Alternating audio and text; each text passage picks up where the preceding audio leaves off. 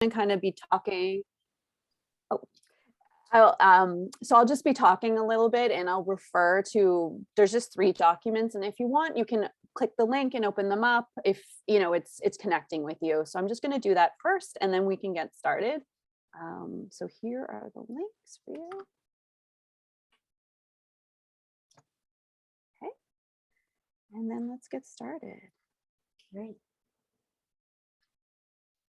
So, okay, so just bear with me here while I'm working this share screen, percent. Okay. No worries. We all know what this is like. Yeah, right. Getting the setup done is quite the, okay. And then I just want to be full screen.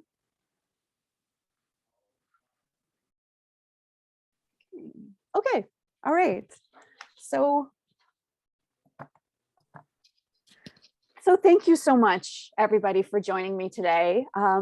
My name is Joyce, as Petra introduced me, and I'm here to explore with you an alternative pricing approach called Pay What It's Worth.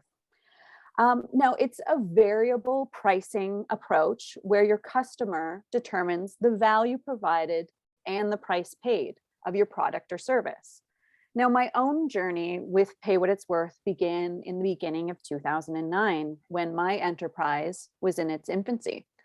I found myself exploring traditional pricing approaches, and there was something about it that just wasn't quite working for me. It just wasn't values aligned enough for what I wanted to do within my business.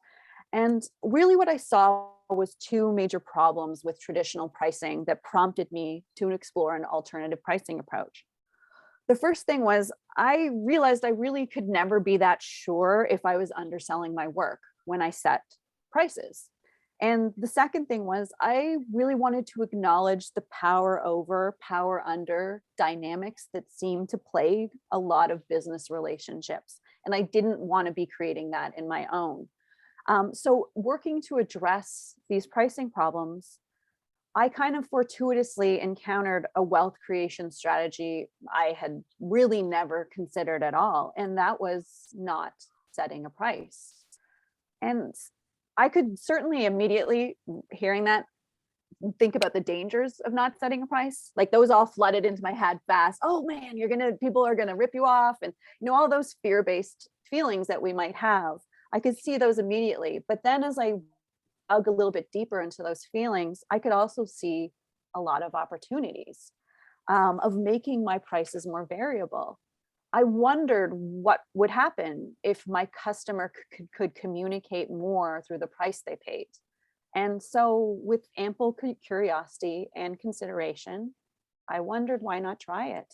My business was new. I didn't really know what was going to be the right price. So I thought, let's explore this. Let's try to create a pricing system that could more completely reflect the value my work adds to the world.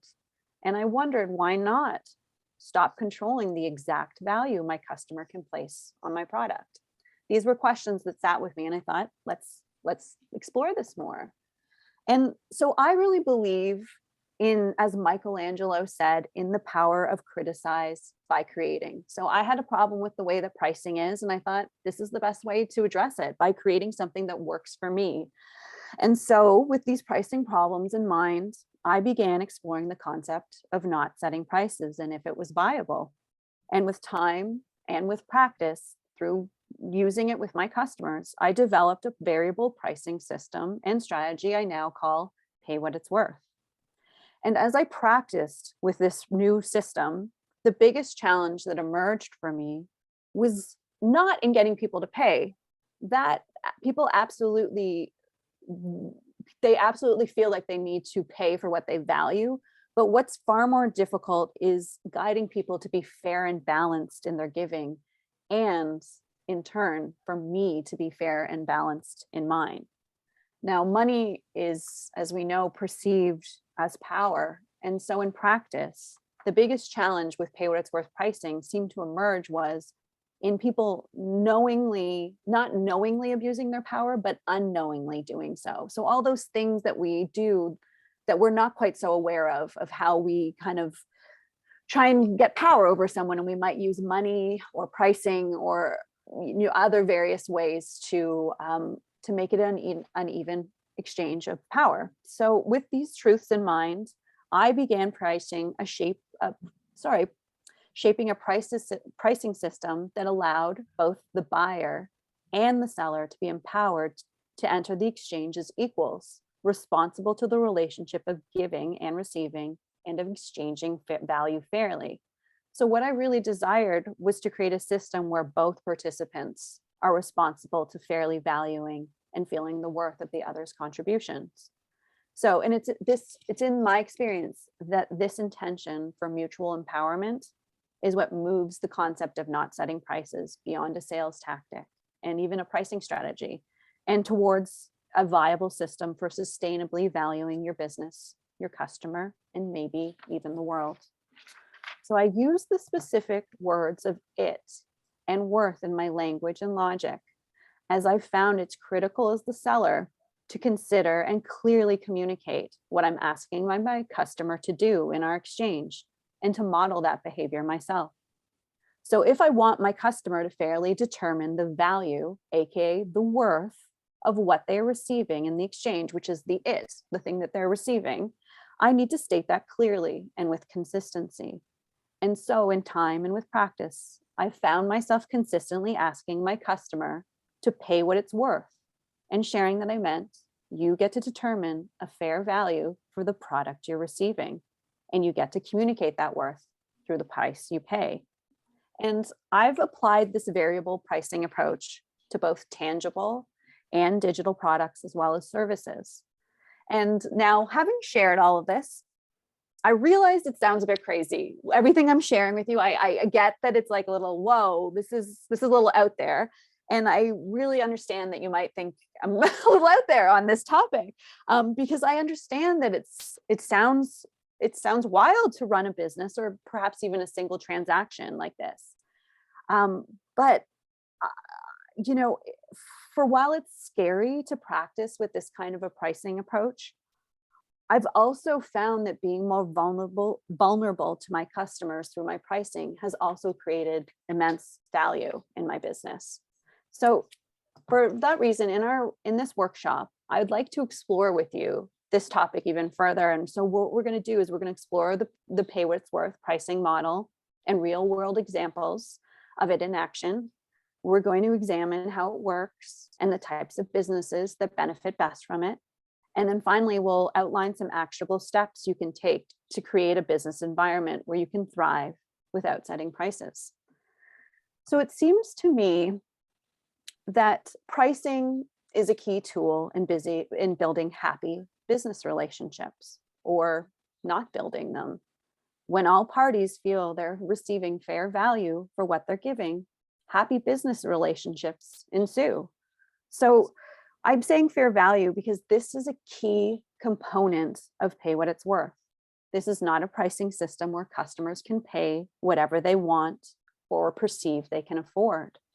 Pay what it's worth is about fair value exchanges. So it's a pricing system that holds every party responsible to the relationship.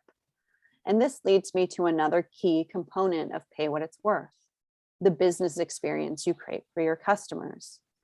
So in order for you to pay what it's worth to work, you have to have a certain kind of business experience, and it must be one that stimulates connection. And this sense of connection that I'm speaking of is best created through business experiences that can be described as small, exclusive, intimate, loyalty building, and personal. So if you'd like to explore your business experience further and how well it fits with the pay what it's worth approach, I encourage you to work through the checklist I shared with you at the beginning. So there was 3 links at the beginning, and one of them is a checklist, and it kind of goes through sort of the conditions of your business and if you're aligning with the pay what it's worth philosophy. So please feel free to take time if this is connecting with you, and you can go through that checklist. So why is it that connection matters in your business in order for pay what it's worth to work? Well, the reason it matters is because connection facilitates openness, it facilitates trust, and it facilitates shared responsibility, which shapes a deeper connection between you and your customer. which then stimulates the desire to be fair and the desire to be generous. So it's through these conditions of connection and everything that that creates that you're creating an economy of integrity with your customer, where you and your customer thrive and succeed together. And that's a pretty powerful thing.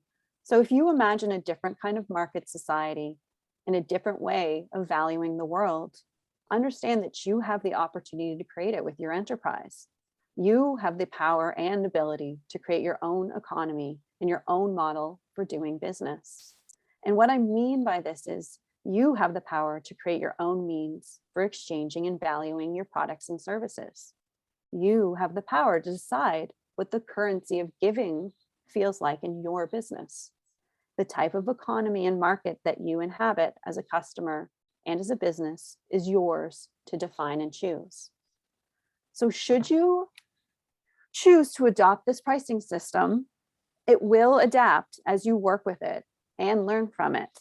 But the basic foundations of your system will stay the same. So moving forward, I'd like to establish these foundational components and sort of explain them to you guys and go into depth a little bit on them. And so these foundational components that you need for this pricing system are disclosure, norms, and accountability. Now, the basic conditions of disclosure between all parties, shared and accepted norms of behavior, and accountability are needed to create a healthy functioning system. So all healthy functioning systems, which includes our personal relationships, includes the way our bank systems operate. There's systems that we see all over. And all of these, all the functioning systems we see around us need these conditions of norms, accountability, and disclosure to function. So when these conditions are nurtured, the chances of co-creating a system with integrity are much more likely. And it's this shared integrity that stimulates generosity between the participants, which in turn makes the exchange more rewarding for everyone. So by practicing and playing with these basic conditions of disclosure, norms, and accountability, and how they apply to your business, you can create more connection with your customers and better grow the wealth of your business. So for the next little bit, I'd like to do just that. Let's practice and play with the basic conditions of pay what it's worth. As we move forward, I will continue to use the word product to describe the products and or services you create and sell with your business. So please understand that when I use the word product, I mean that in a larger sense, in that I'm speaking to the product of your work and of your business. A pay what it's worth system, as I shared before, can be applied just as easily to a business that sells products as to one that sells services. Similarly, I will use the word stakeholders to describe all the people and parties invested in the exchange, including the buyer and the seller. And finally, when I speak of co-creating these conditions in your pricing system, I'm referring to your ability to shape your business reality through your energy, your thoughts, your feelings, your words, and your actions. So how you use these powers shapes the world and systems around you. And in becoming skillful with co-creating, you'll find that you don't need to be pushy or grabby in order to achieve what you desire. So the truth is, these basic conditions of disclosure, norms, and accountability, applying these to your current pricing system, so whether you use a pay what it's worth system or not, these basic conditions of encouraging these things in any system, but specifically your pricing, will help to create more integrity in your systems and in relationships. So whether you're interested in pay what it's worth or not, understanding disclosure norms and accountability and how you can apply them in your business will help you to create connection. So as we move forward, please keep that in mind, that this can be applicable whether you're interested in pay what it's worth or not. So let's look at the first condition of disclosure.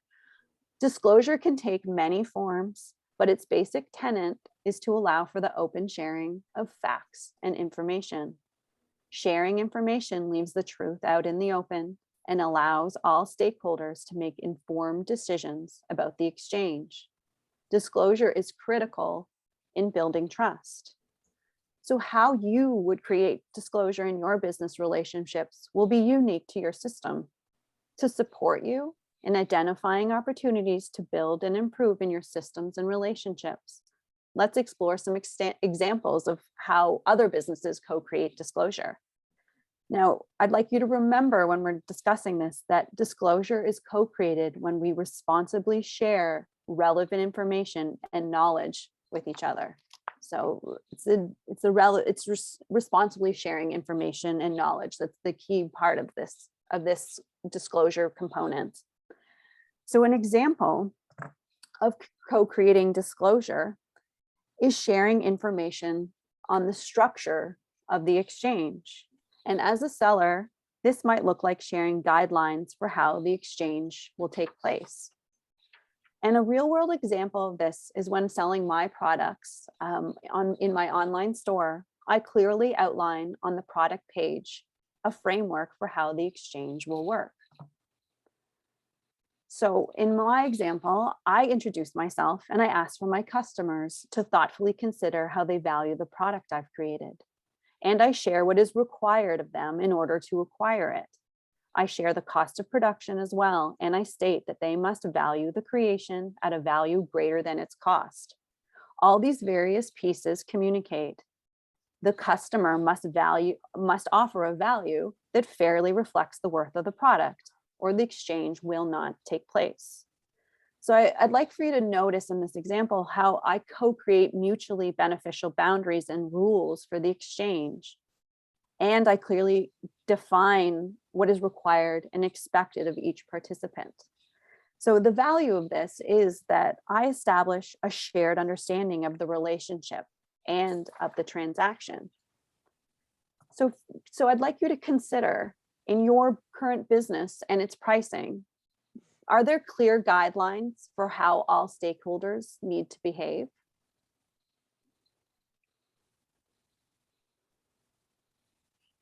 Another example of co-creating disclosure is sharing information on the intention of the exchange. And as a seller, this might look like sharing information on why your product exists in the first place. So why did you create it? What motivates you? What's the intention behind it? A real-world example of this is Aspiration Partners, Inc., an investment firm. They allow their clients to determine the management fees they pay each quarter. The fees are not based on the size of the account nor on how well the investment does. Instead, clients are asked to pay what is fair for the service they have received. When a client first invests, they select the amount of their initial fee, and they can change this fee at any time and as often as they like via their account dashboard. Aspiration Partners, Inc., feeling their fee model is fair to the client counts on the client being fair to them. Adding to this disclosure, Aspiration is transparent about where their management fees go and donates a portion of them to charities, helping spread economic opportunity. So I'd like you to notice how Aspiration's authentic, engaging brand experience and communication strategy consciously mirrors and supports the true intentions of the exchange. The value of this is all stakeholders better connect with what's being given and received, which stimulates their generosity. So for in your business, your current business and its pricing, I'd like for you to consider, is there a shared goal for your exchanges? Is that being clearly stated? Now, there's many other ways you can create disclosure in your system. The two I've shared are just a few for you to consider. Overall, the value of disclosure represents this simple truth. To create exchanges with integrity, you need to communicate, I value what I offer. Or when you don't, set a value on what you give and receive through a set price. You need to communicate this worth in other ways. If you don't, your stakeholders won't know how to fairly value your offerings. So, to build your pay what it's worth pricing system, you need to explore and find ways to communicate the value your business provides and the exchange of value it needs. So next, I'd like to look at the condition and the importance of norms in your systems. So I'm going to remind you again that as much as we're talking about a pay what it's worth system here, that norms, accountability, and disclosure are just beneficial conditions for any system. So feel free to apply this to any aspect of your business, that how this can support you in building more connection within your business and more integrity. So looking at norms in your system, just like disclosure, norms can take on many forms, but its basic tenet is clear and well-founded rules. Rules and boundaries are helpful as they inhibit our desire to exploit the trust of others, and they create a simple framework for how we're all expected to behave. Now, how you create norms in your business relationships will be unique to your system. You most intimately understand what your business needs to operate in a sustainable and effective manner. But to support you in identifying some opportunities to build and improve norms in your systems and relationships, let's explore some examples. So remember, norms are co-created when we share in the responsibility of following the rules. So an example of co-creating norms is establishing boundaries around assessing value. As a seller, this might look like creating benchmarks to determine value. A real-world example of this is in my communication. I consciously do not use language nor logic in the vein of pay what you can, pay what you like, pay what you want, or any other variations like that, as I feel it doesn't communicate what I desire from the exchange. These approaches, while valid in certain scenarios, they don't allow the buyer and seller to be empowered to enter the exchange as equals, responsible to the relationship of giving and receiving and of exchanging value fairly. So being true to my intentions for my pricing system, instead, I communicate to my customers that they are to consider the worth of the product, the it, and pay accordingly. That's what the exchange is about. In this way, I encourage people to consider if they can fairly afford the product I am offering for sale, and I discourage those customers who may act unfairly when given the freedom. Similarly, before I would provide my consulting services to a customer, I would ask that they read and co-sign our shared agreement, which is a document I created to ensure that there's a shared understanding of the expectations and goals of our collaboration. And I shared a link to that shared agreement at the beginning of this talk, and you can feel free to refer to it anytime and just to see sort of the approach that I took. I'd like you to notice how I use a communication strategy that supports and promotes mutual benefit and fairness in the exchange. And through my communication in action, I support my customer in trusting their ability to fairly value what they're receiving. The value of this is I've developed a clear sense of what fair value for my product is. And in turn, my stakeholders receive a clear sense of it too, even without setting a price. And this encourages engagement with stakeholders who are consciously valuing my offering and discourages engagement with those who are not.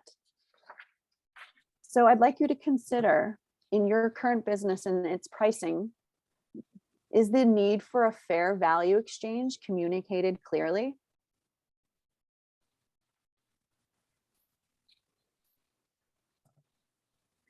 Now, another example of co-creating norms is establishing boundaries around expressing value. Because how you talk about money and value affects perception. So as a seller, this might look like being very mindful of your communication style and approach. So to still illustrate this concept further, let's look at the work of musician Amanda Palmer. She actively speaks and writes on the art of asking, openly discussing how our personal approach to asking affects the results we receive. Palmer very intentionally uses a language and logic of abundance and generosity when discussing her art and creations. And she encourages her customers to consider their relationship to her and what they feel her creations are worth to them personally. The list of valuable words I shared with you previously, so at the beginning of this talk, is intended for you to review and take a look at. And it's intended to support you in your communication around paying what it's worth. And also just speaking more with abundance about around money and value. And I'm also want you to supporting you, excuse me, I'm supplying it to help you to consider your own personal approach to asking and how it might affect the results you receive.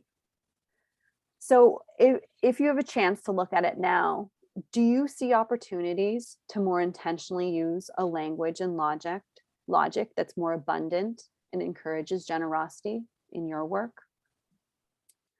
Because we want to communicate in ways that authentically support your product's worth being realized. For this is the information your customer needs to have accurately reflected this worth with what they give. So it's important to support your customer in feeling confident in their ability to fairly determine the value of what they're receiving and the price of it. So for you to consider in your current business and its pricing, does your marketing consistently reflect a logic and language of abundance? Now, there are many other ways you can create norms in your system. These are just a few for you to consider. The value of norms in your system of exchange represents this simple truth. An abundant life is characterized by stability and sufficiency. Creating a realistic container for your freedom is critical. When you do not set a limit on the value you can give and receive through a set price, you need to find other constraints for determining value and exchanging it in a sustainable way. If you don't, you'll find yourself engaging in zero-sum exchanges with your stakeholders that do not fairly value your product. So to build your pay what it's worth pricing system, you need to examine and transform your relationships through the establishment of healthy boundaries. Sorry, I meant to show that to you guys. So a realistic container. I see that there's some questions, so I'm just going to look at them before I get into the last little piece of this for everybody.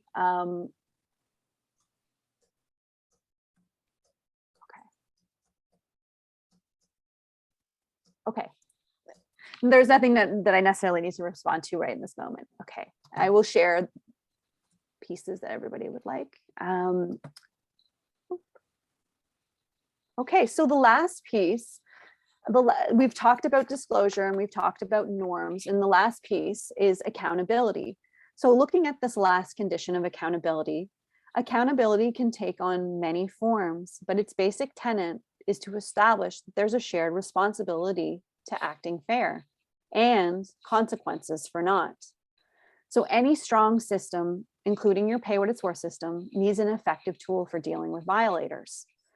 So to support you in identifying opportunities to build and improve accountability in your systems and relationships, let's explore some examples. Remember, accountability is co-created when we share in the responsibility of behaving well and the consequences of not. So an example of co-creating accountability is establishing a responsibility to mutual fairness. As a seller, this may look like the ability to compassionately refuse service. To illustrate a real world example in this case, let's look at how the Real Junk Food Project intentionally communicates and highlights the importance of mutual benefit and the shared responsibility of behaving fairly in the exchange, and ensures these boundaries are met. So every Friday, they offer freegan boxes, which contain some of the 6 tons of food they intercept each week. The company is very clear the boxes are not free and rather pay as you feel. They communicate clearly that this means you can contribute however you can to the success of our project. You can donate your time, your skills, money, or something even more imaginative. How you can choose to contribute is up to you. And these are their words of how they communicate to their customers. And now I'd like you to note how they use compassionate, consistent, and clear language to emphasize the goal of the exchange. They establish a very clear boundary. fair value. This boundary supports them and would support you and your customer in fairly determining the value of what they're receiving and the price of it. And it protects you, the seller, from engaging in unfair exchanges of value. So I'd like you to consider in your business and pricing, do you encourage behavior that benefits all your stakeholders?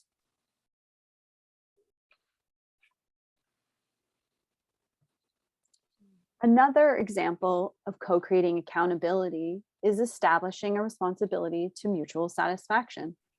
And as a seller, this might look like establishing systems to receive feedback so that you can learn what your customers' experience is of your product or service. And a real world example of this is that to receive the most accurate customer feedback about their film, the creators of My Accomplice asked cinema goers to attend a screening of their film and to pay only as they left the theater and to pay only what they felt the night and the film was worth.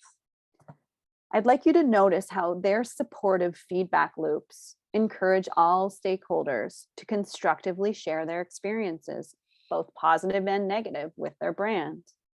The value is they're establishing a flow of feedback with their stakeholders that supports them in identifying their weaknesses and strengths in their product and improve upon them. It also communicates that they care about their customers' satisfaction. So in your own business and pricing, can you please consider, do you encourage stakeholder feedback and the flow of innovation from your stakeholders? Now, there's many other ways that you can create accountability in your pricing system. These two are just a few for you to consider. The value of accountability, though, is this. It represents this simple truth. In order to make good money, doing what you enjoy while serving others, you need to identify and remove your negative beliefs and the self-worth and self-sabotage issues holding you back. We all have them. It's your responsibility to realize yours and to realize that everyone else, and especially your customer, has these issues too. We are all works in progress, and money, value, and pricing is a delicate area where we need to work more all together on the topic. So to be accountable, this truth, you need to check in on your systems. You need to look at and identify what's not working with them. Explore how this issue could shift with a change in your thoughts and or actions, and then enact these adjustments to bring about the results you desire. To build your pay what it's worth pricing system, you need to be open to innovating and to be accountable for the ways you hold yourself and your business back. So at its core, business is about relationships. What you need to thrive and sustain in a pay what it's worth business model is what any value-adding, balanced relationship needs: an intention to love, value, and respect the other and yourself, expressed through the exchange of information, boundaries, and responsibility. Connection, exchange, mutual benefit. These are your keys to investing in something sustainable and empowering. You have the love to create your own currency of giving. You have the wisdom to choose how you invest, and you have the power to create your own way of exchanging and valuing your products and services. So now that you have a basic understanding of the foundational components of pay what it's worth and how you can apply them to your business, I suggest you follow a plan along the following lines. First, just let these ideas sink in and start to make sense to you. And next, when and if you're ready, if they resonate with you, you can run through my pay what it's worth checklist that I shared earlier and explore how well your business and its customer experience fits the strategy. I also encourage you, should you want to explore this topic any further, to read my book, Pay What It's Worth, and allow me to take you step by step through the conditions you need to consider and cultivate to develop your own pay what it's worth system. Finally, I'd like you to hold space that this is not a race. This is something, a process that you need to make your own, that you need to apply to your business and understand what works best for your business. So I encourage you to revisit the steps and to have various iterations of your system design and continuously improving it as you work and build it. That's the most important key, to make it work for your business. So if you want any further information, there are other resources I have created beyond the book. Please visit paywhatitsworth.com to explore them. And if these resources have not answered your questions, please do not hesitate to send the questions to me and I'll strive to answer them. So thank you so much for spending some time with me today. I wish you the best in your exploration. I look forward to your questions, to hearing your experiences and impressions, and to exploring this topic even further with you. I really appreciate your time and for listening. And if you have any questions now, I open the floor to you. Please feel free to ask. And thank you again.